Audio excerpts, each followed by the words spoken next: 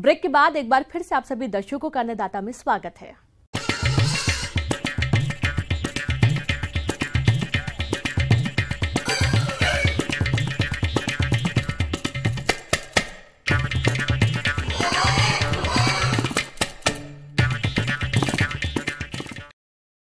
आज भारत में खरगोश पालन के प्रति किसानों का रुझान तेजी से बढ़ रहा है।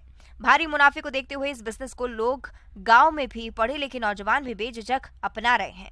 खासकर छोटे और मझोले किसान इस बिजनेस को करके अच्छा खासा मुनाफा कमा रहे हैं। तो आइए इस बारे में विस्तार से जानते हैं पशु वैज्ञानिक डॉक्टर रविंद्र मोहन मिश्रा से।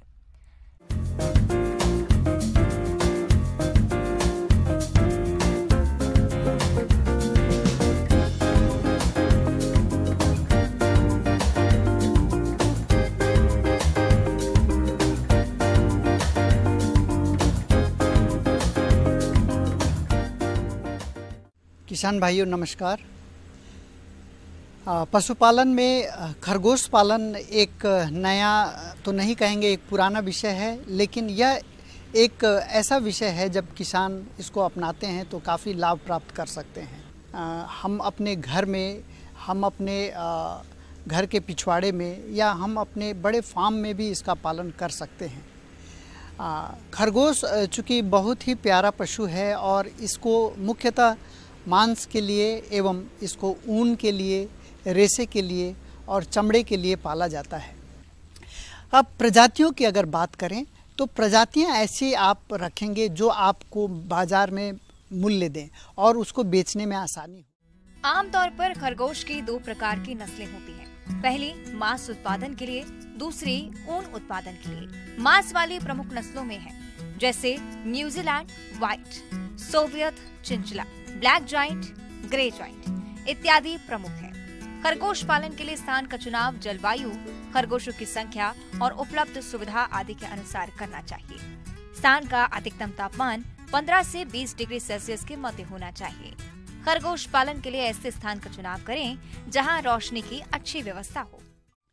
खरगोश पालन के विभिन्न पहलू पे अगर हम लोग बात करें तो एक सबसे इम्पॉर्टेंट है नस्ल का चयन। आप उन्नत नस्ल का चयन करेंगे। दूसरा जो इसका बिंदु है इसके आहार प्रबंधन पे।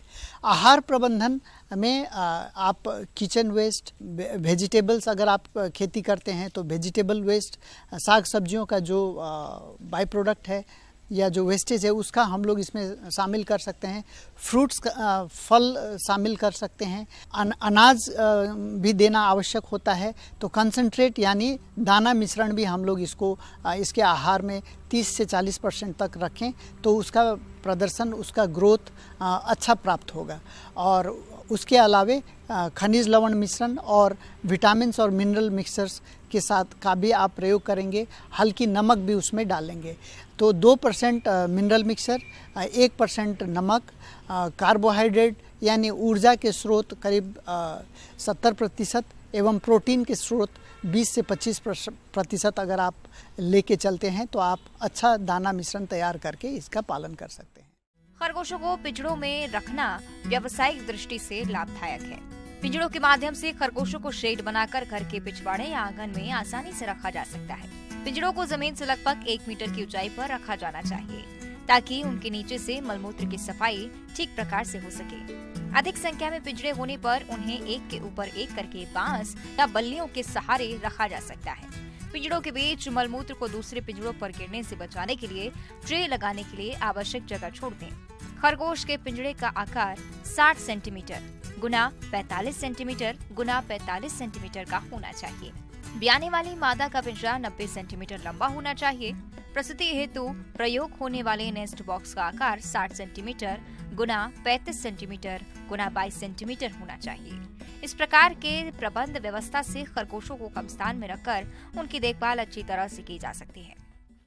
इनके प्रजनन से संबंधित अगर हम बात करें तो इसमें 5 से 6 मादी खरगोश के ऊपर एक नर खरगोश पर्याप्त होता है जो अच्छा ब्रीडिंग दे सकता है।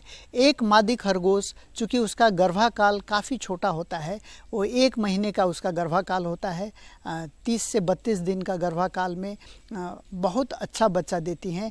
6 से 12 बच्चा देने का उसका एक रेंज है जो औसतन 8 से 10 बच्चे देती है। व्यावसायिक स्तर पर खरगोश पालन में प्रजनन व्यवस्था का विशेष महत्व होता है। एक खरगोश का गर्भकाल 30 से 32 दिन का होता है तथा प्रसव के दूसरे दिन ही मादा खरगोश को पुनः गर्भित करवाया जा सकता है। परंतु सामान्य दशा में मादा खरगोश से बच्चों को अलग करने के उपरांत ही पुनः गर्भित करवाना चाहिए। इस प्रकार एक मादा खरगोश से एक वर्ष 4 से 6 बार बच्चे प्राप्त कर सकते हैं तथा प्रत्येक ब्यात में 6 से 8 बच्चे प्राप्त किए जा सकते हैं। खरगोश 6 से 7 माह के बाद प्रजनन कराने लायक हो जाते हैं। प्रजनन सुबह व शाम के शांत वातावरण में ही करना चाहिए। मेटिंग के लगभग 14 से 16 दिन पश्चात मादा खरगोश का भ्रूण परीक्षण कर लेना चाहिए। और उसके जो चैम्बर में उसका जो कक्ष है उसमें एक छोटा बक्सा नुमा जरूर रख देंगे ताकि जब बच्चा होने के बाद उसमें हम लोग रख सके बच्चों को। बच्चे में ग्रोथ बहुत तेज़ी से होता है और बच्चे जैसे ही 20-25 दिन के होते हैं तो वो मुलायम घास खाना प्रारंभ कर देते हैं। तो उनको मुलायम घास, साग सब्जी, फल एवं हम लोग दाना मिश्रण के साथ उनका पालन करेंगे। साफ सुथरा आवास हो, उसका रखरखाव सही हो, नियमित रूप से सफाई हो, तो आप बहुत सारी रोग बीमारियों से बचा सकते हैं। 6 से 8 सप्ताह की उम्र में ये करीबन 1.5 किलो के शरीर भार में आ जाते हैं और 5 से 6 महीने में ये लोग मार्केट वेट पे आ सकते हैं, मैच्योरिटी में आ सकते हैं। एक खरगोश जो परिपक्व है, जिसका वजन 3 से 4 किलो हो चुका है, उसको हम लोग मार्केट में 500-600 रुपया तक में भी बेच सकते हैं। तो आप सोच सकते हैं कि एक अच्छी आमदनी का स्रोत खरगोश साबित हो सकता है। तो किसान भाइयों, अपने इस नए व्यवसाय को आप अपना के स्वरोजगार की तरफ आप अग्रसर हो सकते हैं। आगे और भी है खेती बाड़ी से जुड़ी बहुत सी रोचक जानकारियां। यहाँ रुकेंगे एक और छोटे से ब्रेक के लिए।